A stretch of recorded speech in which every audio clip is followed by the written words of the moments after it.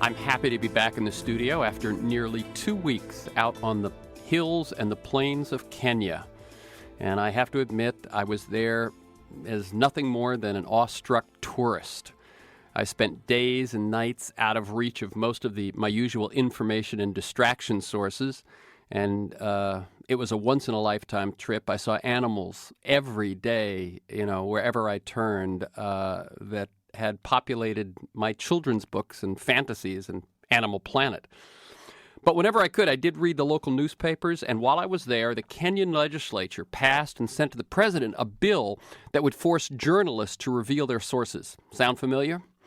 And there were two major dailies in Kenya, The Nation and The Standard. One the more liberal, one the conservative, think, New York Times, Wall Street Journal. And the first time that I got a look at them, The Nation had a big front page story on this bill and freedom of the press and how are we going to fight corruption when sources have to be revealed and so on, and a planned protest by Nairobi's journalists demanding the president veto this bill. Now, neither the bill nor the planned demonstration were even mentioned in that day's Standard. Okay, front page story in The Nation, not even showing up in the entire Standard. But a few days later, the next time I got a look at a newspaper, the front page had a photo of a handful of journalists leading this march with tape over their mouths, and 2 of the 5 in this front page picture were wearing Standard T-shirts. So journalism and journalists, I salute you. Now, in that same August 16th issue of The Nation, the Kenyan's daily progressive, I read an op-ed about the Kenya presidential election. And a writer named Charles Onyango Obo wrote, and I'm going to quote him, "The candidates will do well to go out and buy a book entitled The Political Brain, The Role of Emotion in Deciding the Fate of the Nation by Drew Westen." Now, that was in an op-ed in the Kenya's Nation. I returned to find that the August 8th Guardian of London had run 2 long excerpts of The Political Brain. And this past Sunday, the book was a leading review in the New York Times Review of Books. Yesterday, it was the lead article in Salon.com. And today, Drew Westen, the author of The Political Brain, will be my guest. I'll briefly quote Onyango Obo on the message from his op-ed. "Westen has studied elections over the years and found an inconvenient truth. People almost always vote for the candidate who elicits the right feelings, not the one who presents the best arguments." And with Karl Rove and Alberto Gonzales resigning and the good ship Bush having fewer and fewer rats left to jump overboard, I believe Westen's message is all the more important. I have long referred to Rove and company as electoral savants, remarkably gifted at demonizing and defining opponents and winning elections, but seemingly uninterested and incompetent at governing. But winning elections is job number 1, and are the Democrats going to be able to seize the moment in 2008? Can they win? How big can they win? And if they do, will it matter? Drew Westen received his B.A. at Harvard, an M.A. in social and political thought at the University of Sussex in England, and his Ph.D. in clinical psychology at the University of Michigan, where he subsequently taught for 6 years. For several years, he was chief psychologist at Cambridge Hospital and associate professor at Harvard Medical School. He's a commentator on NPR's All Things Considered and lives in Atlanta, where he teaches at Emory University. His book, as I said, is The Political Brain. Welcome, Drew Westen. Thanks for having me on. I like listeners to get a feel for the people behind the ideas and the work that we talk about. Now, your Ph.D. is in clinical psychology. You were chief psychologist at a hospital. What was your path to this current focus on politics? It's a great question. I think it's one I've never been asked in about 200 radio interviews. It's funny. As a clinical psychologist, I'm a researcher. I do research in psychology and neuroscience, but I've also been a practicing clinician for 25 years. And one of the things that's been most surprising to me in some ways is how smooth the jump is from listening to patients talk. I don't mean this in that I do study personality disorders, and so there's an easy move from studying personality disorders to politicians. But right. But aside from that, it's what you do as a clinician is you're listening for when people are talking with you. You're listening to hear what's whirring in the background. What thoughts and feelings are connected up in the back of their heads that are leading them to do things that they wish they could stop doing, whether it's a pattern in a relationship that they wish they could stop but they keep doing, or that they have an eating disorder and they're binging and then purging by throwing up. What you're listening for in the background is what's whirring, and you're also listening for things that they're in conflict about. And really, in many ways, the thing that has made the transition most sort of easiest for me has been that you're listening for the same thing in politics, or you should be, for what is it that that's whirring in the background when people get angry about immigration, or when there are only 2 flags burned a year, but they cast their votes based on flag burning. What you want to know is what's getting triggered, and that's the piece that I think is really continuous between my life as a clinical psychologist and now as a political strategist and advisor. I really appreciate that. Without going into Thomas Frank's book, What's Wrong with Kansas, his big question was, why do people vote against their own self-interest? And that's the same thing that a clinical psychologist is looking for, isn't it? Why do people behave against their own self-interest? Absolutely true. And it's funny, over the last year, I found myself speaking to a lot of Democratic and progressive organizations, and particularly donors who've been giving lots of money to the Democratic Party and watching it go down the tubes.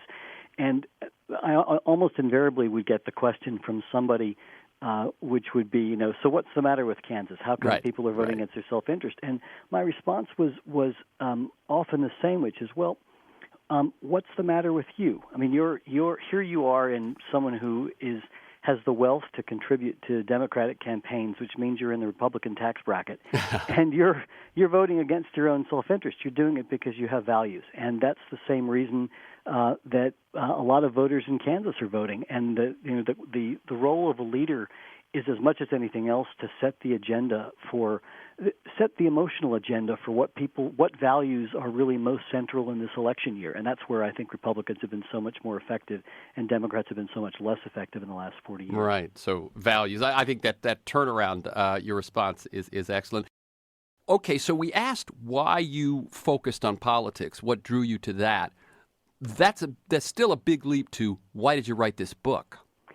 You ask questions that make me think you must have been a psych major as an undergrad. I went to Harvard and I majored in social relations. That's great. And for anyone who doesn't know, social relations and psychology were connected departments. Exactly. At Harvard.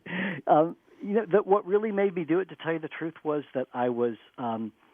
I've always been interested in politics and have always followed it carefully, and I still remember to this day sitting in my living room watching with a group of people Michael Dukakis offer that horrible answer about what he would do if his wife were raped and murdered, which Bill Maher has summarized well as whatever.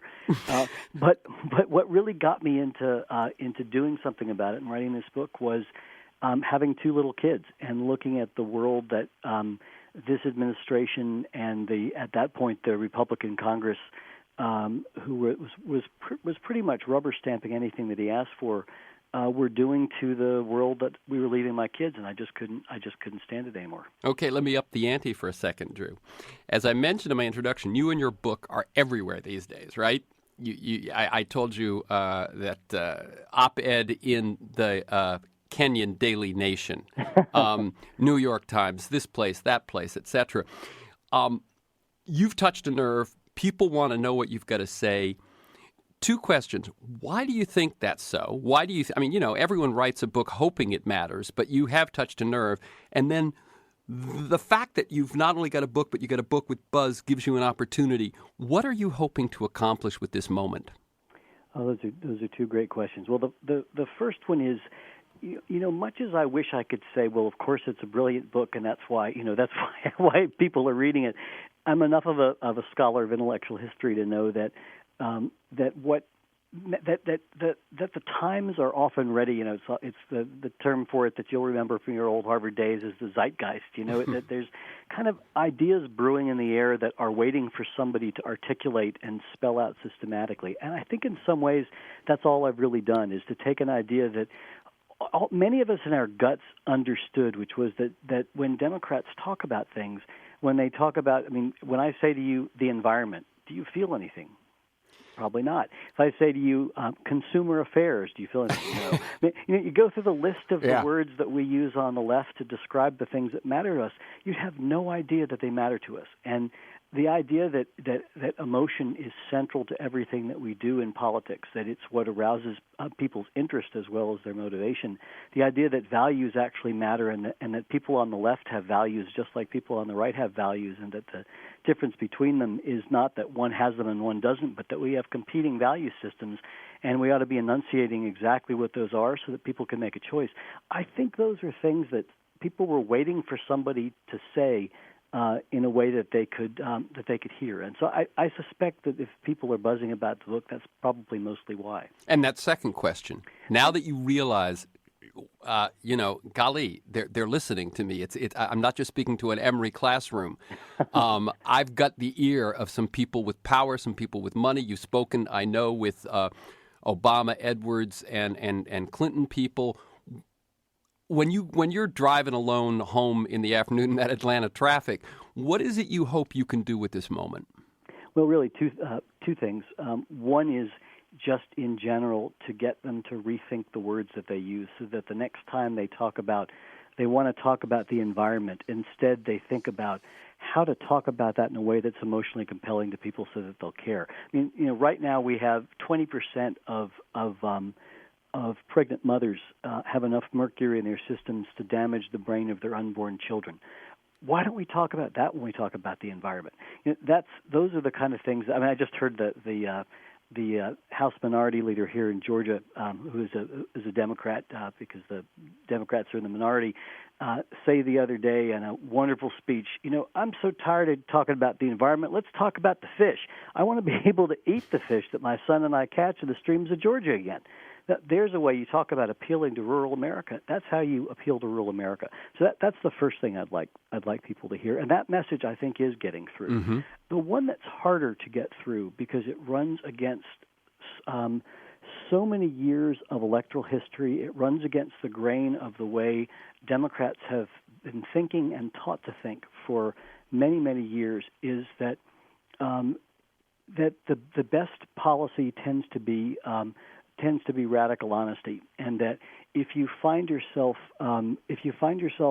having trouble doing things like defending the Constitution or protecting American troops from being slaughtered in a war where they don't belong in somebody else's civil war, if you're having trouble voting for the things that you believe in and talking about them in a way that people find compelling, then you need to find a better way to talk, and that language is probably more the language of honesty and the language of emotion than it is political calculation. Because I think that the most devastating thing that Democrats are continuing to do right now is to cast votes for bills that they don't believe in because they're afraid that they're going to get branded as something or other. And if you spend your time worrying about what the other side's going to say about you instead of saying something about yourself through your actions, you're going to lose a lot of elections. Yeah, let me make first a comment and then a question, and that was that when the vote came up on reauthorization, and they sent Bush a bill he vetoed once, and then they sent it back, and they caved. I wrote to my representatives and said, you are behind the people of Iraq and the people of the United States on this. They already, you will be applauded for courage if you stand up to him rather than being afraid to be seen weak by not supporting the troops, that the people already know that. But let me skip to, in the 2008 campaign, I got the feeling about halfway through that one of the distinct advantages that Bush had, this is in my gut, was that Bush seemed to be saying what he actually believed, and Kerry seemed to be figuring out what to say. And whatever you thought about their positions or their arguments, he seemed authentic, and Kerry, like Gore before him, did not. How does that perception fit what you're talking about? It fits in exactly with what I'm saying, which is that what the data all show are that all voters are values voters. The biggest influence on people's voting behavior is their feelings towards the parties and their principles, which means that if you don't enunciate your principles, which Democrats have not done effectively in over 40 years, with the exception of the Clinton years, where Clinton talked explicitly about values, about opportunity for all, responsibility from all, and community. I mean, he was very explicit about that, whereas most Democrats have not been. And on the major wedge issues, Democrats are consistently trying to be as quiet as they can, whether it's gays or guns or abortion, because they're afraid that the people aren't with them. So when they have issues that touch emotions, they get nervous. They get nervous, and when they get nervous, they run. And what people see is that they run, and they look like they are searching the polls for their principles. And the reality is that they are. And if voters reject a party that says, I'm not going to tell you what I really believe on this, or I'm going to hedge and get defensive, or let's not talk about abortion, I want to talk about Social Security, I think the voters are picking up something accurate. You actually say that deeds matter more than words, even though we've been talking about words, and that the way that a Democrat responds in a debate or the way they respond to these issues, that makes a huge impression, and people are, from watching that, deciding how they'd respond in a confrontation with another country or in a crisis. Is that pretty fair to say? Yes, it is. I think, frankly, the way you answer a question in much of America about abortion actually has more of an influence on what people will think about you on national security than how you answer it on national security. I mean, if you project cowardice to people, if you back down when the president says boo, it doesn't matter what words you use. People get the message that this is a person who is afraid of aggression and doesn't know how to stand up to a bully. And do you want somebody who doesn't know how to stand up to a bully running your foreign policy? I don't think so. You actually, one of the things you do in the book that's entertaining and I sense was fun to write was you sort of say the speeches I wish they'd said. Right. Can you give an example of that? Well, sure. An example would be when George W. Bush presented his protection of marriage amendment to the Constitution in 2004, and essentially what John Kerry did was to issue a little press release that was quiet and that he hoped would be, he and his team hoped would be essentially buried in the news, that said this isn't very nice. That was the extent of the response, and all it did was to embolden the enemy, to use the Republican language.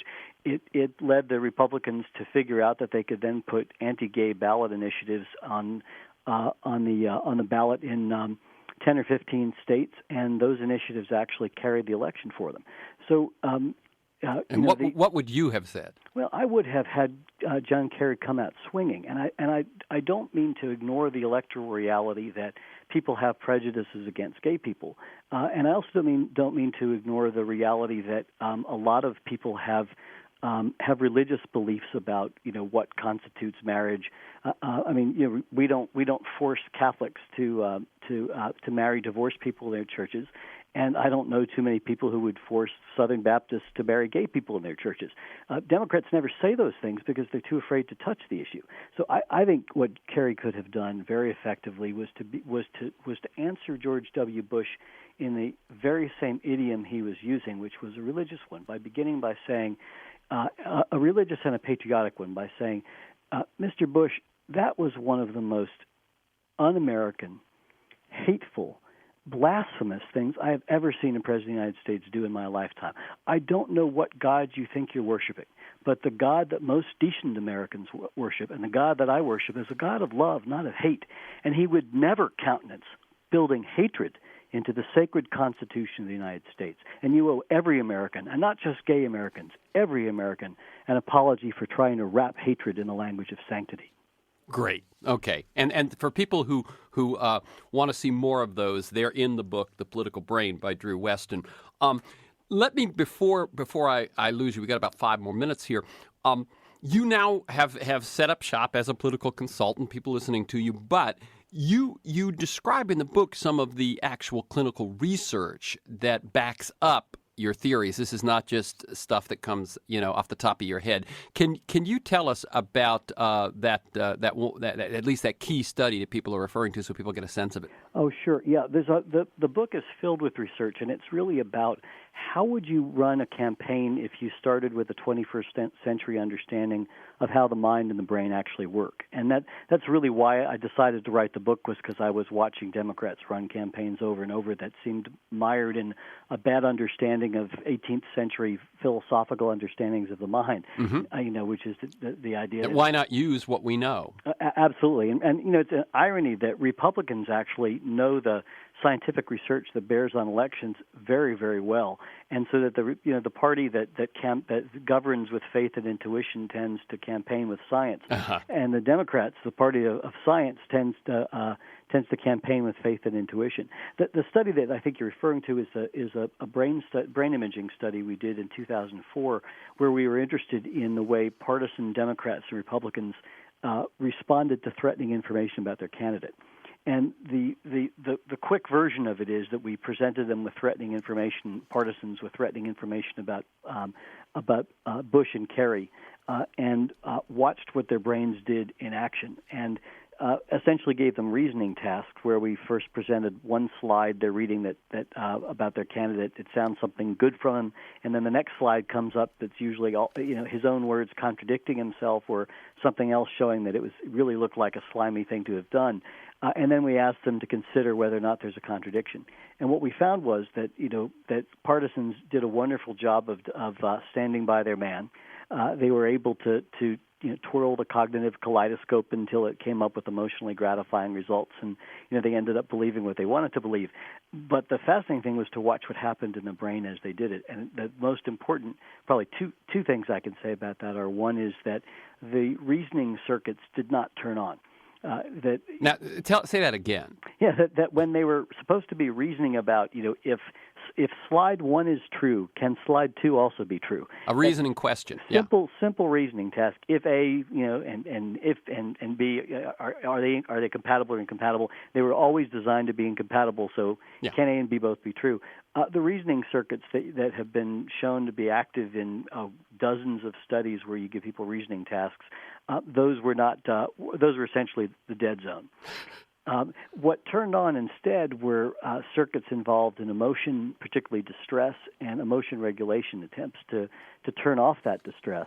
And when the partisan brain was remarkably adept at doing that. So the major conclusion of it all is really the sort of central point of the book, that the political brain is an emotional brain. It is not a dispassionate calculating machine. And if you try appealing to people by listing all the picking the right issues that are at 60% in the polls and listing all the facts and figures behind them, and the other side is using emotion effectively and talking about their values, you are pretty consistently going to lose. Okay, and now we don't have time, and I'm going to give you about 30 seconds or so to answer this last question. We don't have time to go into your take on the current candidates, but if people go to that Salon.com article, you do that quite well, and you actually critique current commercials of many of the candidates. So people, if you're interested in that. But let me just say that you say that Democrats should go back and look at Jim Webb's response to the State of the Union. Let me finish with that. Why? Because what he did was to he was able to wed reason and emotion in just the ways that are most effective in elections. That is, just to give an example from that address, he made this statement. He said, when I was in college, the average CEO made 20 times what the average worker in his company made. Today, that's 400 times. What that means is that your CEO makes more in one day than you make in an entire year. Now, why is that effective? He's using numbers, and a lot of people have said, right. Weston's saying that we shouldn't rely on facts and figures. But what do those numbers do? They immediately elicit two things. One is a value, fairness, and the second is a feeling, which is, this is not right, and it gives you a sense of righteous indignation. Well, those kind of moral emotions are central to the electoral process, and they ought to be central to the electoral process. Okay, and Jim Webb, as you know, is a former boxer and a former soldier, so he comes by this well. Again, the book is The Political Brain. The website is thepoliticalbrain.com. Thank you, Drew Westen. Keep up the good work.